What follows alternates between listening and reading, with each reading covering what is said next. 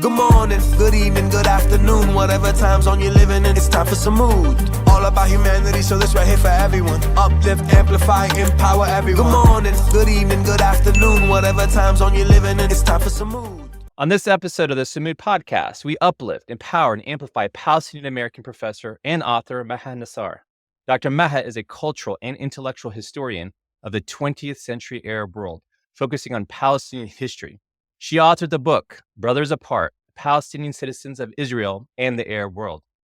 Her analysis and opinion pieces have appeared in numerous U.S.-based publications, including the Washington Post, The Forward, and The Hill.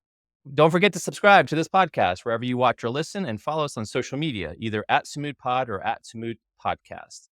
Dr. Maha, welcome. Thank you. It's good to be with you. You mind if I call you Maha? Is that okay? That is absolutely fine. Okay, great.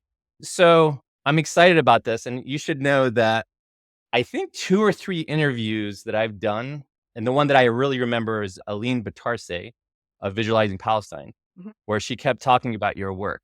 And she actually wrote an article based on your work. I can't remember what media outlet it was for. And so your name kept popping up. I was like, I had to look this person up. And that's why I reached out to you. So thank you so much for taking the time. Thank you. It's great to be here. So the first question I really want to ask that I think will set the tone and sort of struck me because I kind of put myself in your shoes. I was that 4th grader as well, where I would say I'm from Palestine, and they would say, you mean Pakistan? And I'm like, no, Palestine. And then they would show me the flag. And then, of course, they'd only show the Jordanian flag and not the Palestinian flag. I had that similar experience in college as well. I bring that up because you had a very similar experience. And I think that sort of set the tone for your career at that young age, right? I think it might have. So I was in 4th grade and I was in a public school in a very kind of white middle class suburb of Chicago, which is where I grew up in Naperville. And the public school, elementary school in Naperville, was doing a cultural night for all the 4th graders. And so all the 4th graders had to go home and ask their parents what their ancestry was. And then the first step was to the teachers put push pins on a world map. So that was my first sort of clue that things were a bit amiss, because I knew I was from Palestine. I'd known it way before 4th grade. But then when I went to school and I said, hey, I'm from Palestine, the teachers were sort of looking at the map, trying to find where to put the push pin. And so finally someone said, I guess we just put it on Israel. And I was a shy 4th grader, so I didn't really know what to say to that. But in my head, I was like, no, that's not quite right. But I also understand why they're doing that. But I don't know how to articulate why I'm not comfortable with that. So that was the first part of the unit. And the next part of the unit, we all had these big banners with the country's name that we're from. And then we're supposed to write the color it in and color the flag. And so we all had these like flag book indices and the World Book Encyclopedia and so forth. And again, I knew what the Palestinian flag looks like, but it wasn't in the flag book and it wasn't in the encyclopedia. And there was no Palestine entry in the encyclopedia in the first place. And so I went to the teacher and I said, okay, it looks like the Jordanian flag, but without the star in it. And she didn't believe that I knew what the flag looked like. So she's like, I don't know. Maybe we need to find. I was like, so that was also my first experience with what I now recognize as to put a fancy term on it, the denial of indigenous epistemology, right? The denial that we actually know what we know about who we are. And at that point, I do remember being insistent and going ahead, even though she wanted to try to get a second opinion. I was like, no, I'm going to go ahead and draw the flag on the poster and put it in. And so, yeah, that was, I think, a really formative moment for me, kind of recognizing that what I knew, what my family knew, what my community, the Arab Muslim community that I knew, that what we all knew was a big mystery to lots of other people in the world. But Culture Night was a success, even though I had never been to Palestine. So my parents are both refugees from 48, so they weren't able to go back. I would go to Egypt as a kid because that's where my mom's parents were. So I had an Egyptian galabiya. My mom made bitlawa. and I had Palestine with a Palestinian flag, and it was great. That's amazing. That's amazing. So your official form of resistance was the flag. You drawing the flag, even though the teacher didn't agree with it. I mean, I think at that young age, there was something about knowing that that's what the flag is. There was also something about it being a contested symbol and one that was made invisible that made me like, okay, I didn't speak up when they put the pushpin in Israel, but I'm going to draw the Palestinian flag. And when did you know you were Palestinian or the idea of Palestine in general? Do you remember what age you Mm, were at? I was young. I remember knowing, I don't know exactly when I knew, but I knew partly actually, I mean, my family, both my mom and dad are politically aware Palestinians. They were both politically active when they were younger. So that was a piece of it. I think honestly, a piece of it as well was going to Egypt as a child. So I went to Egypt when I was 7 and 11, and then when I was older as well. And I knew that we were not Egyptian. I saw my cousins code switching between the Palestinian dialect and the Egyptian dialect. I could pick out, even though my Arabic was weak at the time, I could pick out, okay, they're speaking like us and they're identifying as Palestinian, and they're speaking differently and they're saying they're Egyptian. So that actually was a piece of it. I think a piece of it too is that even though I lived and grew up in Naperville, my family was very much a part of the what was then the very nascent Little Palestine community in Bridgeview. So the mosque that was built there in 81, I would have been 6 at the time, Sunday school. So there were also community events in Bridgeview in Little Palestine that also helped me recognize that I was Palestinian. And when did you get that sort of intellectual hunger to really delve in to Palestine? So that would have been the first intifada, I think. So the first intifada, I was in middle school, high school. And I remember staying up late to watch Nightline with my dad. So that Allah yarhamu, he passed away this summer. But one of the really distinct memories I have is of watching Nightline and Ted Koppel interviewing Palestinians. He had this whole special, we're going to go to Israel and the West Bank and we're going to find out what's going on with all these rioters and the Intifada and so forth. And I remember having discussions with him about how it's being covered, what they're getting right, what they're getting wrong. And I also have a distinct memory of listening to Hanan Ashrawi.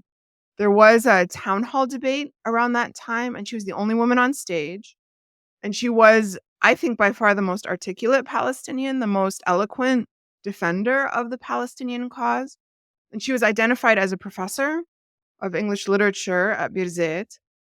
And so looking back, that was also one of those turning points where I was like, huh, okay. So a woman who's a professor who speaks really good English and knows her English lit can be a good spokesperson. So it doesn't have to be a political figure or a resistance figure or a military figure or a male figure, that it could be someone like Hanan Ashrawi. So that was another, I think, turning point as well. I got to meet Hanana Shrawi in the early 2000s. She gave a speech at my university, and I'll never forget that speech because the moment she started, a bunch of people sort of just got up and walked out as Mm. protest. And she didn't say it this way, but it was sort of like, "Don't let the door hit you on the way out," kind of thing. So I was like, "Oh, wow." So I have a lot of respect for her. She's awesome. Yeah, absolutely. Yeah. So I'm assuming at that point you started to sort of dig into the history and speaking with your parents. At what point did you really learn about the Nakba and sort of the conversation around that with your own family? So that's a great question, and I think it speaks to the actually a lot of the silence that was around the Nakba for a really long time. So when I was younger, so my just to back up and tell you kind of really briefly, so my mom was 3 during the year of the Nakba. She was the youngest of 5 kids. She was in Jaffa. So they had to flee. They fled in May or April of 48. by boat, and they went to Syria, and then eventually she grew up in Libya. My dad grew up in the southern village of Barbara, which was initially part of the Arab state, and so they didn't flee until Israel expanded and attacked their village of Barbara in October of 48, and so his family fled on foot to Gaza, which is where he grew up in refugee camps in Gaza. He was 11 at the time. And so I had a vague notion that my mom's family was kind of spread all over, and they were the ones that I had more contact with. My dad's family was primarily in Gaza, and I had very minimal contact with them because they're in Gaza and we couldn't go in and they couldn't come out. But I would ask my dad periodically about his family. Are they in Rafah? I would hear Rafah. Are they in Rafah? Where are they? And he did not want to talk about it. He loved telling us stories about Barbara. And he loved telling us stories about his years in the Shatat. He was in the Gulf and he was in Europe and he was in Libya. He would tell us those, but those kind of crucial year of 48, I'd say till about 49, 50, he would deflect when we would ask him questions about that. So I didn't actually know his story really until I got to graduate school. And I started delving deep into the academic history of the Nakba. And I would always look I looked through Benny Morris's work, I looked through other work, and I would always look for Yafa and Barbara to try to piece together their stories. My mom would say she's too young, she doesn't remember. And eventually I got the story more from my uncles, from her older brothers. Uh, but Barbara was harder to find because it's a village in the south. It's not well documented or as well documented as Yafa is. And so I kind of pieced it together in graduate school and then asked him if this is essentially the story. And he nodded and said, yeah. And that would have been like 25-ish years ago. So it was a while ago. But it took a long time to get to that point. Yeah, I think would you agree that maybe that's a bit of a trauma response on his part? Yeah, Because absolutely. I think probably because he could remember it, it was more traumatizing. In the later years of his life, I'd say within the last 5 years or so, he would open up to us a bit more about what happened during those years and how they had to sleep in orange groves and how they made their way to the tents and the the cheese rolls that would be distributed by the aid groups and how precious a bar of soap was, things like that. yeah. So here's your book. I Yep. loved it. It's amazing. Thank you. I really do appreciate this contribution to our cause. It is amazing. I just kind of, from the geeky part of me, is like, when did she start this? At what point? Was it in early grad school? Was when she was doing her master's or PhD or whatever it may Mhm. be? At what point did you know that you were going to do this book? Late in the game. So this is my sort of shout out to all the uncommitted grad students out there who are bopping around looking for a dissertation topic. I came in like right in the deadline. So in my grad school at the University of Chicago, you would take your coursework, take your comps, and then you had 1 year to defend your dissertation proposal. And I got in like within a week because I really struggled. It was during the second Intifada, and there was a lot of work coming out about the mandate period and about the Nakba, and I wasn't really keen on either. And then there's also the West Bank, but that was more anthropological. Because I was in the Near Eastern, I was in the program for Near Eastern languages and civilizations, and so we had to study multiple Near Eastern languages. I already knew Arabic, and so I studied Hebrew.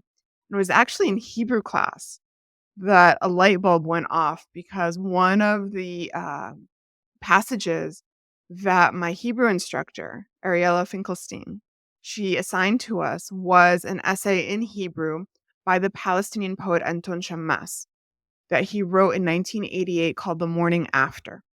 And he wrote it essentially pondering what would the morning after be for Palestinian citizens of Israel, the morning after a Palestinian state is established.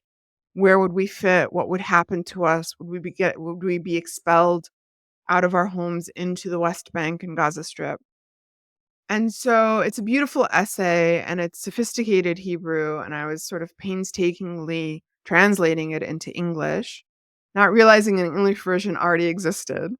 So there was that. But as I was translating it, I realized that a lot of what he was describing in terms of that double consciousness of knowing what it feels like to be Palestinian, but moving in societies that don't really understand what that means, that dichotomy and that double consciousness really resonated with me as a Palestinian American, right? So what does it mean to be in a community of Palestinians, right? So Palestinian citizens of Israel, because of the way Israeli segregation works, most of them live primarily within communities, neighborhoods, extended families, where the people around them speak Arabic, are Palestinian, understand the Nakba.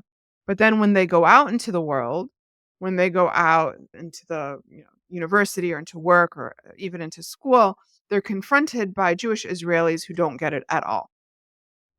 So that was fascinating to me. I was already studying Hebrew, and I had an English lit background from my undergrad. And then as I started reading more, I started realizing that all the big Palestinian poets, the really famous ones, like Mahmoud Darwish, like Samih al-Qasim, like Tawfiq Zayed, were in fact Palestinian citizens of Israel. And so I thought there must be a connection there between what it means to live, as they often say, as a stranger in your own land, while also wanting to connect with and be a part of a broader Palestinian people and a broader Arab world that may not really understand who you are and where you're coming from. So that was the initial spark. And so I started reading everything I could for the deadline, and that's how it started.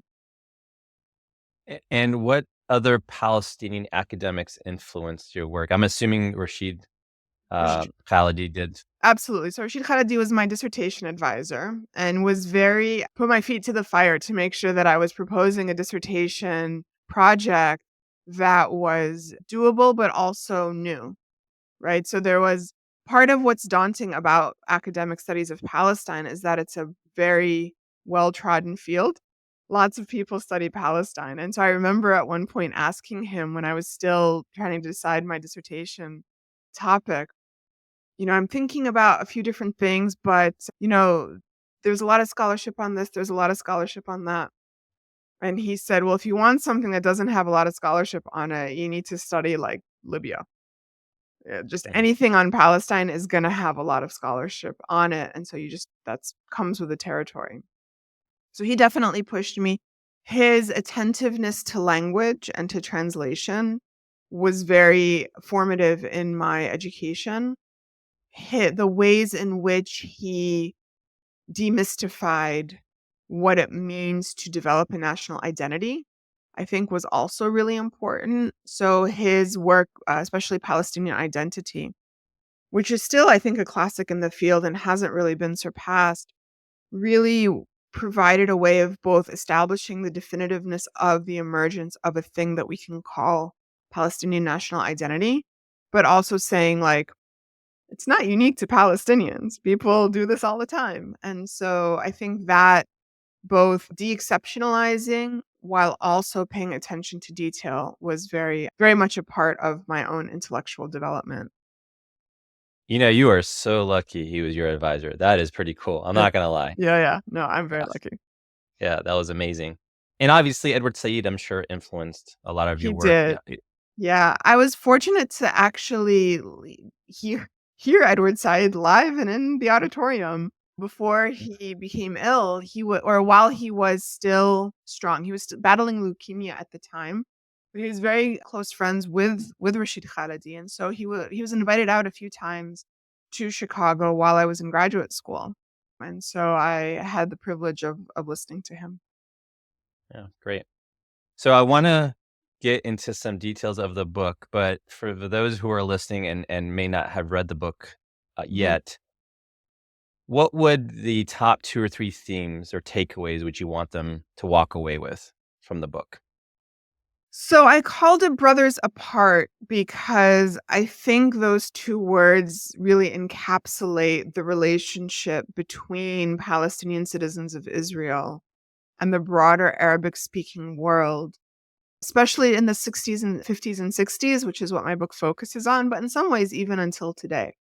So brothers, and I recognize it's a gendered term, but most of the people I write about are male, identify as male. So brother is in the sense that they see themselves as brothers with the rest of their Arab and Palestinian brethren, but apart because geographically they were isolated, right? They couldn't leave Israel and travel to Beirut or Cairo or any of the other intellectual hubs of the Arab world, nor could other Arabs come in. And so they were set apart in a geographic, physical sense. But they were also set apart because I trace in my book all of the misconceptions and misunderstandings that existed in the Arabic speaking world as they relate to the Palestinian citizens of Israel, or Ahl al-Dakhil, or 48 Palestinians. There was a widespread assumption that they had turned their backs on their fellow Palestinians, that they had easily assimilated into a majority Israeli population, Jewish Israeli population, none of which was true. And so my book is also tracing how those intellectuals and activists within the 48 lines were trying to both push back against Israeli propaganda that wanted to, present them as this content Arab minority, but also reaching out to their fellow Palestinians and Arabs. And so that's the dynamic. It's a transnational dynamic. And what I find in the course of the research is that literature and journalism are key conduits for bridging those gaps. And just for the audience, you mentioned the green line, or is it green zone or green line Green in line. the book? Green line. Can you describe what that means? Sure. So, in theory, there are internationally recognized armistice lines that were established when Israel was recognized as an independent state by the UN. And those armistice lines delineate or divide Israel from the West Bank, and Israel from East Jerusalem, and Israel from the Gaza Strip. So those lines that demarcate Israel as separate Israel out from the occupied territories, that those lines are called the Green Line. It's kind of a nickname. I should stress it is not an internationally recognized border because Israel has not yet declared its borders. It never has. And those are armistice lines. Those are where, where things left off when people stopped fighting in the 48 war. But they are not an internationally recognized border, which is why I say Green Line, Palestinians in the Green Line, rather than Palestinians in Israeli borders. Okay. Yeah, great. And after that, or in 48, those that stayed behind, you had mentioned a lot of them were criticized or maybe viewed as traitors. But the reality is they were treated as second-class citizens, and they were viewed to an extent as an enemy still. Can you share your thoughts around that from your research and that experience? Yeah, I think so. One of the big debates today in 2024, is the question of whether Israel is a settler colonial state. Is it a racist state, right? These are things that Palestinians often say, and they get a lot of pushback from other folks. How dare you say that? Palestinians aren't a race. Israel's not a settler colonial state, etc. Or they might say, okay, we'll concede the settler colonial bit of it, but only for the West Bank and Gaza Strip, and not for the areas in what they would say, quote unquote, Israel proper. But what my research finds is that the same dynamics that Palestinians in the occupied territories experience after 67, Palestinians inside Israel experience them after 48. They were placed under a military government. They had to have checkpoints and passes to get from one place to another. There were very draconian censorship laws and rules that governed what people could say publicly and even privately. There was rampant discrimination against what kind of jobs they could hold. And even though they were granted citizenship in 1953, these Palestinian citizens of Israel were placed under a secondary class of citizenship that was below the citizenship rights that Jewish Israelis had. And my friend and colleague Shira Robinson talks a lot about this mechanism in her book Citizen Strangers, which I also recommend to people to learn more. So there was something you mentioned, the Communist Party of Israel. Mhm. And the way it read originally is it was very pro-Palestinian leaning. It was anti-nationalist and it was pro-worker. So there were kind of two types of people who entered the Communist Party. First, let me back up and say the Communist Party of Israel was the only non-Zionist political party that was allowed to function in Israel that granted Jews and Arabs equal status. So when they ran lists for parliamentary elections, for example, they would stagger their lists. So you would have a Jewish name, Arab name, Jewish name, Arab. Right. So they very much emphasized class consciousness, kind of workers of the world unite, that sort of thing, among the Jewish members as well as among many of the original Palestinian Arab members, people like Emil Touma and Emil Habibi. But then it began attracting a growing number of Palestinian activists in Israel who were pro-Palestinian. They were kind of de facto Palestinian nationalists, but there was no Palestinian nationalist party that Israel allowed to exist. There was something called the Ard movement that tried, and it was shut down real fast. So if you believe in Palestinian rights, if you see yourself as pro-Palestine and you are an Israeli citizen and you want to participate in kind of sanctioned legal electoral politics, then the Communist Party of Israel was really your only option. And what is that? I'm assuming it doesn't exist anymore, or does it exist in a different form? It underwent a series of transformations. And you would have multiple parties uniting and then splitting. And so there were a lot of, from 65 to 77, there was a lot of ups and downs and ins and outs. But the outcome of it was the establishment of something called the Democratic Front for Peace and Equality, the DFP. Its shorthand in Arabic is Jabha, front. And so Ayman Auda is the figure that's most closely associated with the Jabha, and that's kind of the manifestation of the Israeli Communist Party in its current form. So the views of those individuals that were kicked out of their homeland and sort of looking at the individuals that stayed there, they were viewed as traitors and pro-Zionist. In reality, they were actually second-class citizens. And I think what you really mention and elaborate on the book, which I thought was brilliant, I never really viewed it this way, but writing as a form of resistance, right? Through Mhm. poetry, through fiction, and so on and so forth. Can you talk about some of those key figures? Just again, I'm a little bit geeky here. I'd like to learn Sure, about some of those individuals. I would be happy to. So the Palestinian writers and poets that we are most familiar with, Mahmoud Darwish, Samih al-Qasim, Tawfiq Zayad, were all Palestinians who became citizens of Israel living in the Green Line as second-class citizens. And they were subjected to, especially the younger one, so Darwish is the youngest of those three that I mentioned. So they were subjected to an Israeli educational policy that essentially robbed them of their own intellectual revolutionary heritage. There was very little taught in Israeli schools about Arab political heritage or poetic heritage or literary heritage. If to the extent it was in a very kind of bland, dry way, very apolitical types of poetry. And so accessing political poetry or what was called committed poetry, politically committed poetry, was actually quite subversive at the time. So that kind of poetry was gaining strength and was gaining popularity in places like Lebanon and Egypt and elsewhere. But those magazines, you couldn't just like walk up to a book stand in Haifa and get, a Cairo published magazine or newspaper.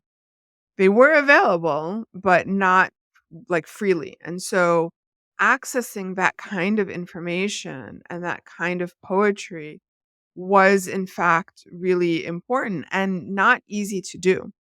The other surprising source of resistance poetry is from Iraq, interestingly enough. So Yeah. there were Iraqi poets in the 40s and 50s who were experimenting with free verse, kind of not, not the highly stylized Arabic poetry that is the classical form, more politically committed poetry. And interestingly, it was Iraqi Jews who were part of the Iraqi Communist Party who were skeptical of Zionism, who believed in and loved their Arab heritage, who were tragically forced out of Iraq in the early 50s, made their way to Israel, but were not initially reconciled with the Zionist project. So many of them in the early and mid 1950s joined the Israeli Communist Party and shared what they brought with them in terms of Iraqi poetry that then also became influential for the Palestinian poets that would emerge in the coming years. So it's a fascinating story. So many different twists and turns and different players involved. Yeah, Mahmoud Darwish's famous quote, I think it is him, right? If you live, live free or die like the trees standing up, I think is still one Hmm. of the more powerful sayings that he's provided us. Hmm. So, what myths, if you will, did your book sort of hope to kind of dispel or sort of say, hey, look, what you've been saying or what you've been reading is not entirely accurate. Here's a true story. So the vast majority of the English language literature on this group of Palestinians talked about them in the context of being an ethnic minority in Israel, for better for worse. So some of the literature is steeped in like modernization theories, really kind of orientalist stuff like how can we help these, rural uneducated Arabs be more modern? So that was kind of the older literature. Then the more recent literature talked more about discrimination, internal colonization, and so forth, but it was always about the relationship of this community with the state or this community with Jewish Israelis. My book is the first, as far as I can tell, at least in English, that really positions this group of Palestinians as part and parcel of the broader Palestinian people. So that's the first contribution. And then the second contribution, I think, is that it bridges genres. So you have scholars talking about this community who are in the disciplines of anthropology, history, political science. And then you have scholars talking about the poetry of Mahmoud Darwish or Samih al-Qasim on a literary or linguistic level. But again, as far as I know, my book is the first that bridges those two frameworks, that looks at the social and cultural history through the lens of this literature, but also making sure that the poetry, and so forth is part and parcel of the story of the people, if that makes sense. It does. No, no. And I would say that your contribution extends far beyond that as well. One of the pieces of research that stuck out to me the most is the one that Aline mentioned. Is you basically studied different articles through the New York Times or I think maybe the Washington Post or whatever it is, and you found that the majority of articles written about Palestine were non-Palestinians. What made you? I mean, that's just phenomenal research. What made you kind of dig into that? So that was a COVID project. I did that research in summer 2020 when we were all in lockdown, and I had nowhere to go. So that was the kind of immediate opportunity. But it was something that I had been thinking about for a really long time.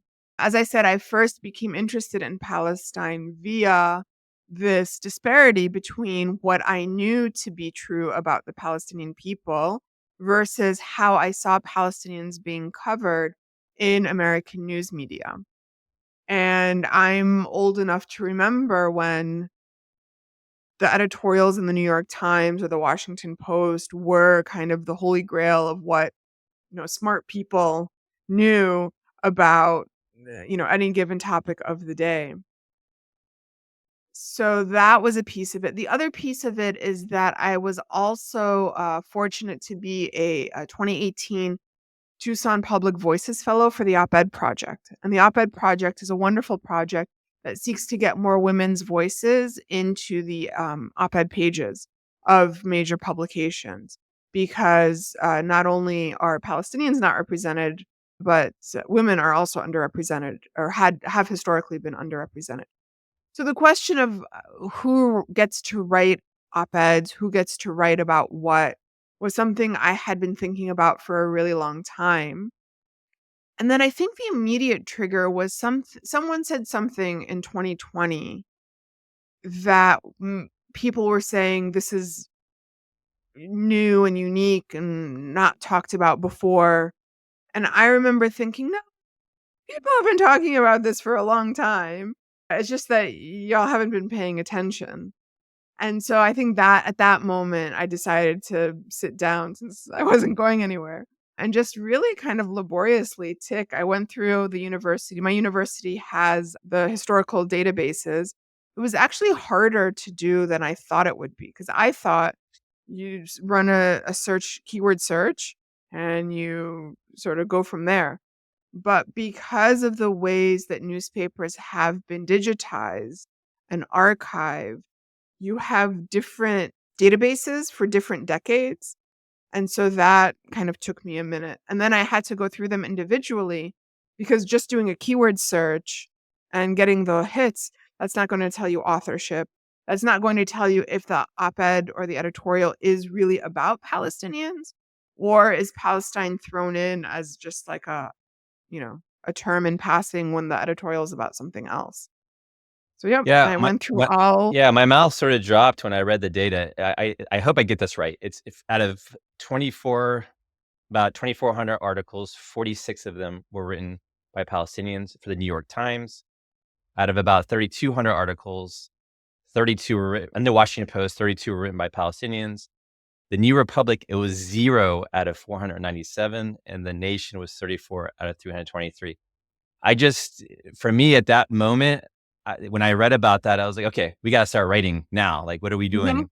How do we get more, pieces written about Palestine from us?" Did you see a shift at all, or did you get any feedback from that? So so no one's disputed my numbers. We're 4 years in now, and no one has come back and said, "She missed a trove of Palestinian authored pieces." So in that sense, I think my data is on strong footing. There have been people who have mentioned it in passing, but always the other publication. So someone might write no one will ever say in my publication. So no one in the New York Times has ever cited my New York Times statistics. No one in the New Republic, as far as I know, has ever cited the New Republic statistics.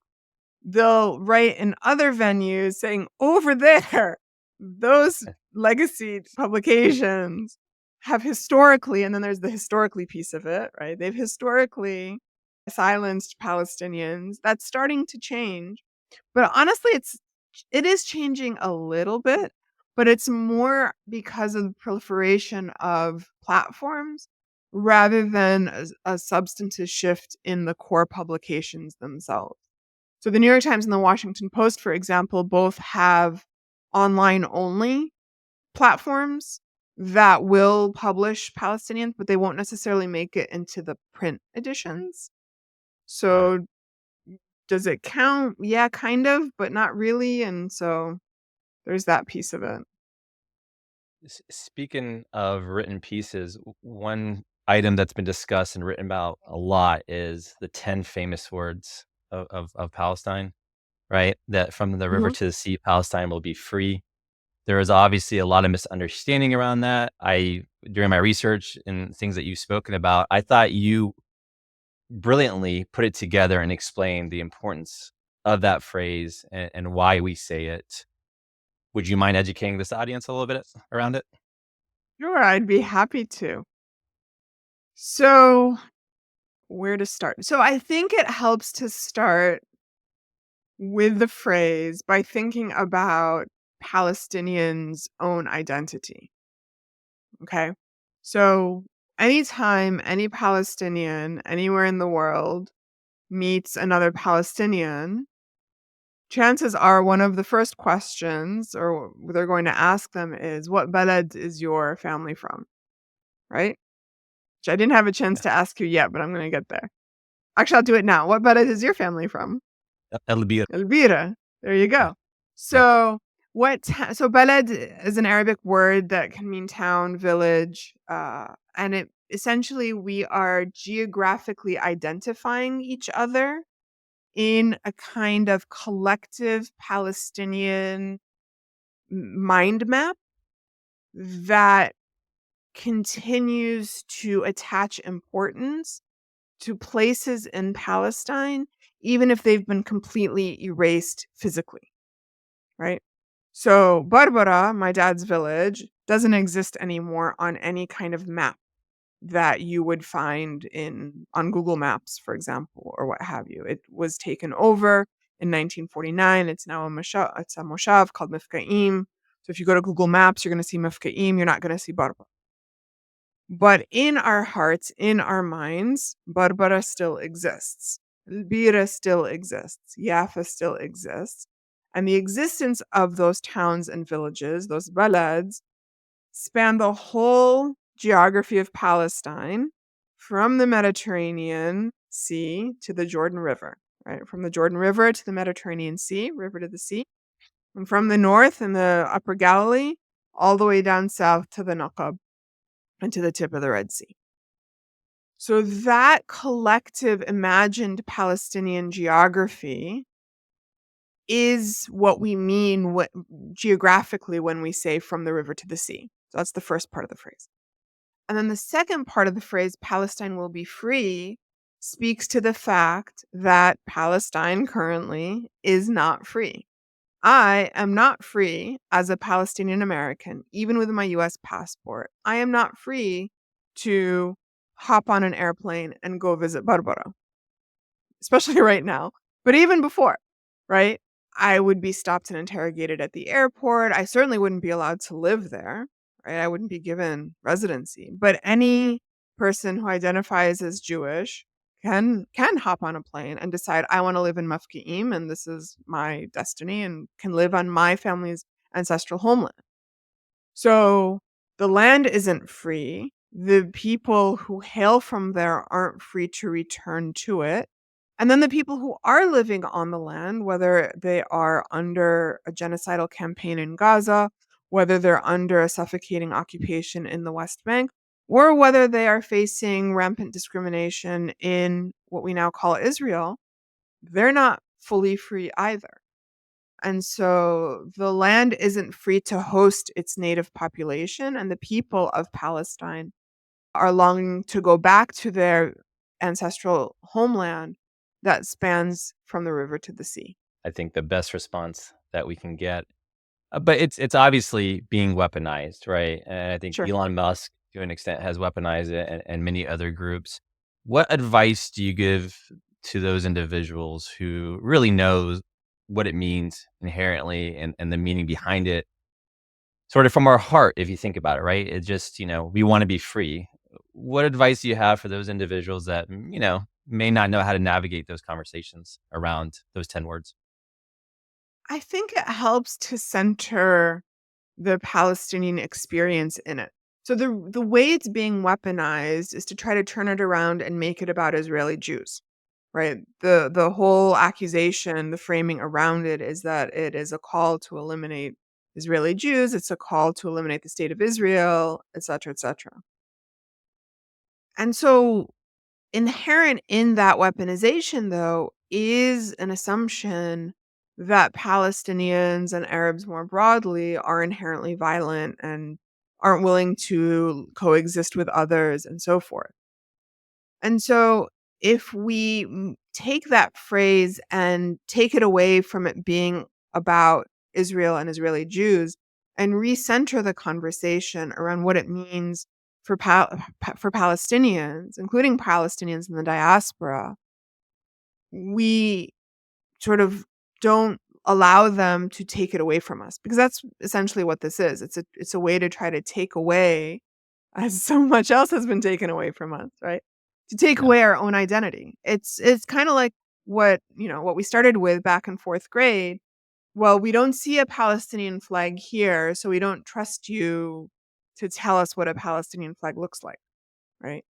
Yeah. We need to trust Palestinians when they tell us what their phrases actually mean. That's kind of basic human decency. Yeah.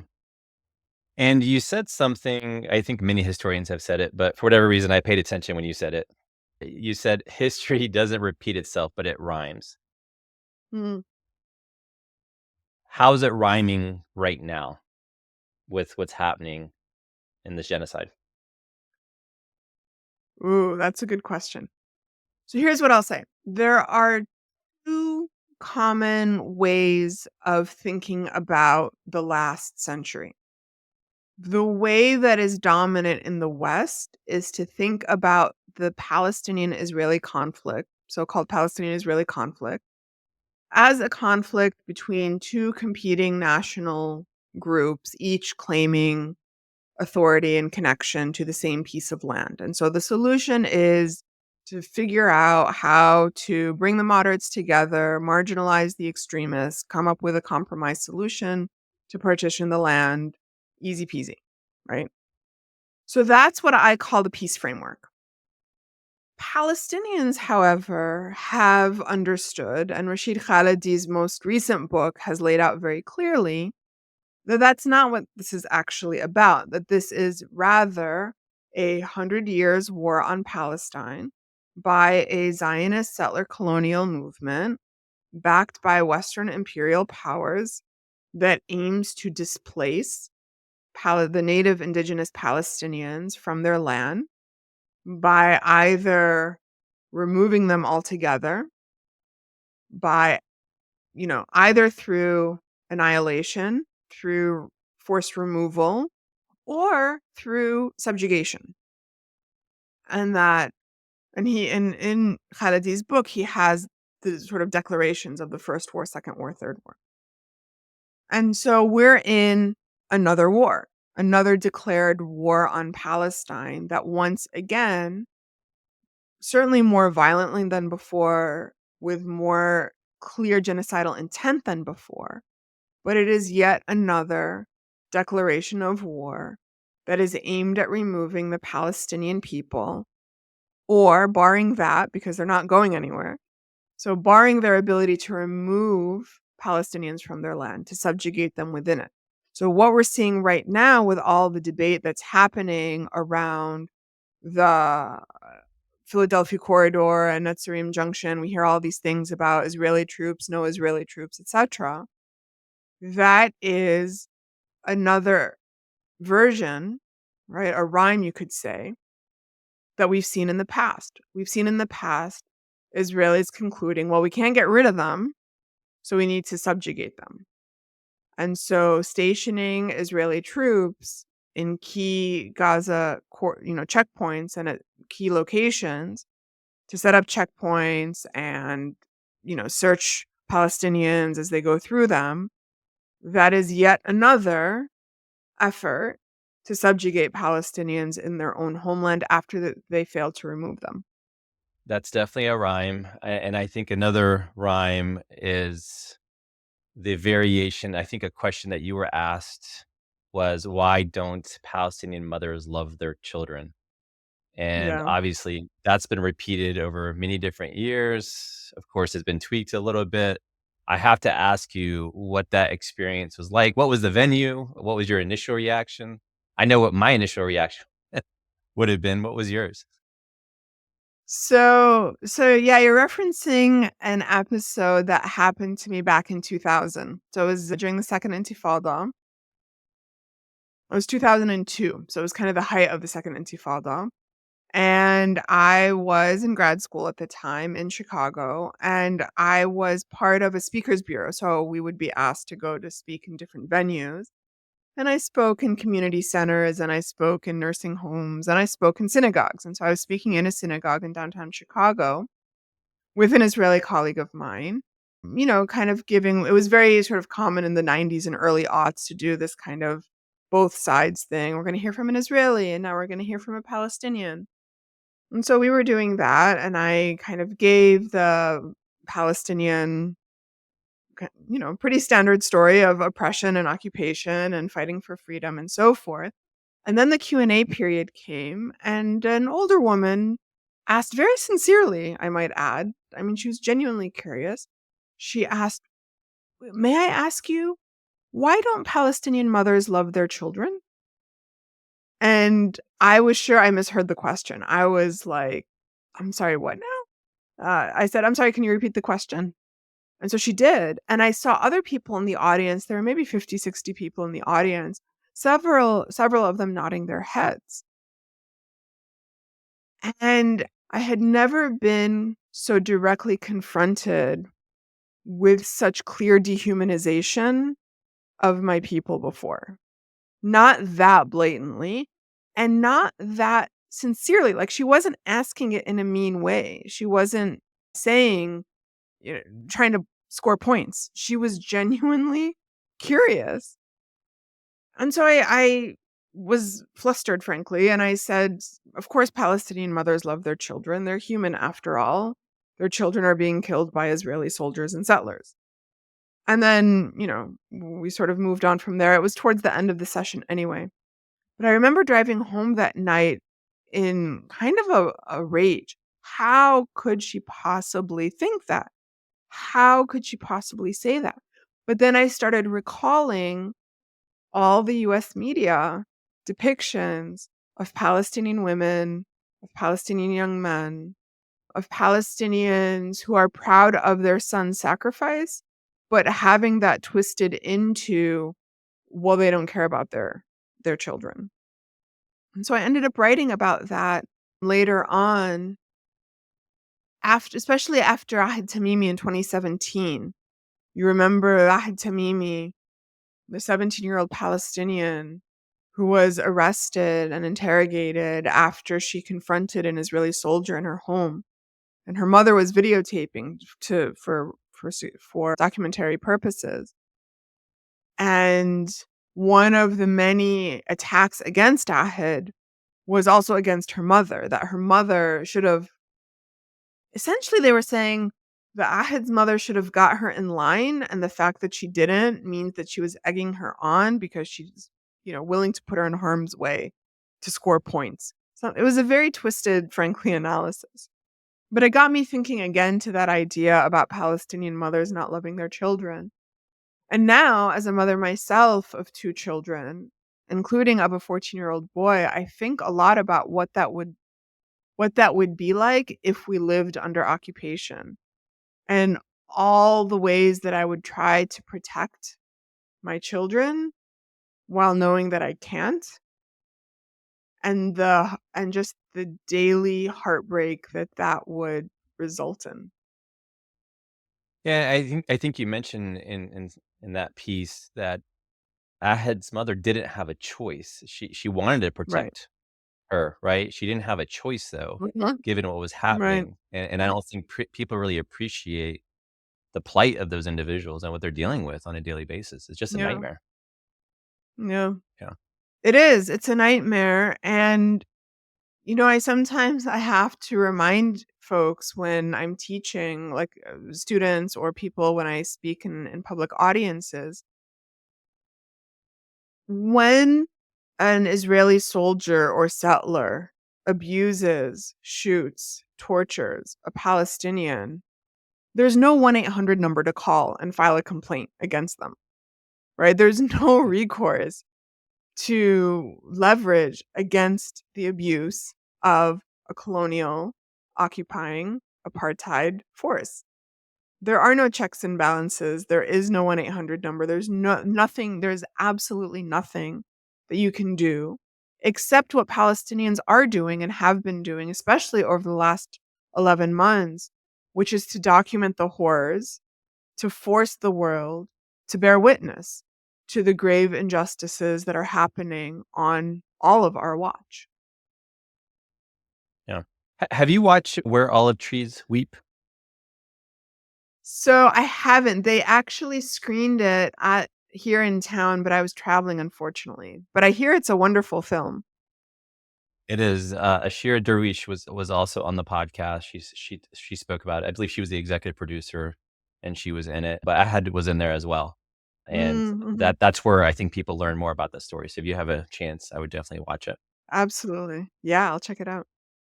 So know that more proof. Just a few more questions, but more proof that you're a very cool professor. You wrote a piece in December of 2023. We are returning an anthem for Palestinian liberation, and again, just another brilliant piece. For our audience, can you educate us a little bit on that anthem and the meaning behind it? Sure. So I talked earlier about poetry being a venue of cultural resistance that Palestinians in the Green Line used when they had really no other tools of resistance available to them. In more recent years, I've seen young Palestinian cultural producers. So, poets, singers, artists, rap, rap artists, etc., similarly using cultural production in all of its various forms as a form of resistance, as a form of saying, we're here, we're not going anywhere. And more than ever before, we're going to insist on the fundamentals of our struggle. And one of those fundamentals is the return of refugees and their descendants who were expelled in 1948. And so, as so many of us were watching the horrors unfold at the tail end of October 2023, I see this song, this collaborative production that was called Raj'een, We Are Returning, that was a collaboration of a lot of young Arabic speaking rap artists, singers, songwriters that speaks to this anthem of liberation and return. And as someone who is now quite noticeably older than the generation in that video, I was really heartened by that emphasis on return. And I kept listening to it. It was sort of when I got depressed watching all the horrors of the news and the genocide that was unfolding. I would listen to it again and again. And so as I did, I recognized that there is, even in this moment of seeming despair, there is this moment also of tremendous hope because the Palestinian cause has been put back on the global agenda and has been seared into people's minds as never before. And that far from having forgotten about the Palestinian cause, this younger generation of Gen Z and younger millennials, they're saying, no, no, not only have we not forgotten, right? But we are even more insistent that we are going to live to see a free Palestine from the river to the sea. And so that's really heartening to me. Yeah, Gen Z is showing us up, our generation, huh? I mean, seriously. Yeah.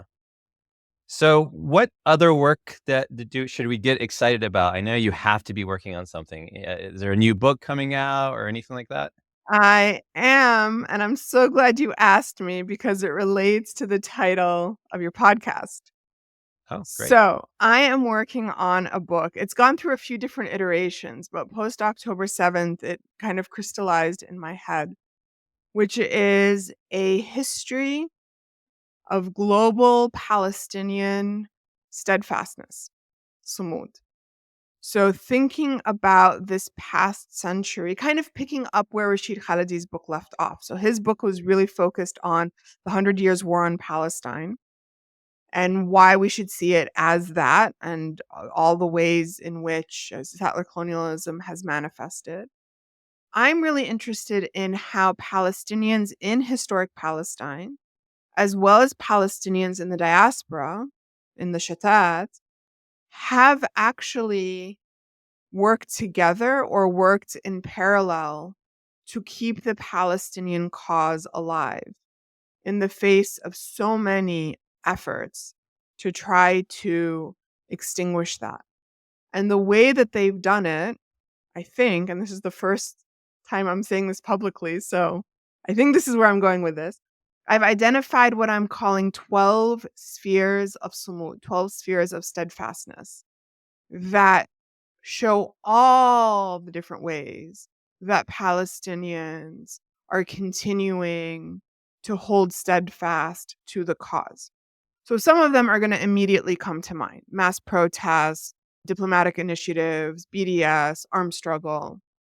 But then there are all these other ones that Palestinians have also been working on for a really long time: educational initiatives, talking to your neighbor about what it means to be Palestinian, cultural production, media, and also just the individual and family acts of steadfastness. Me, right, drawing the Palestinian flag when nobody knew what that was.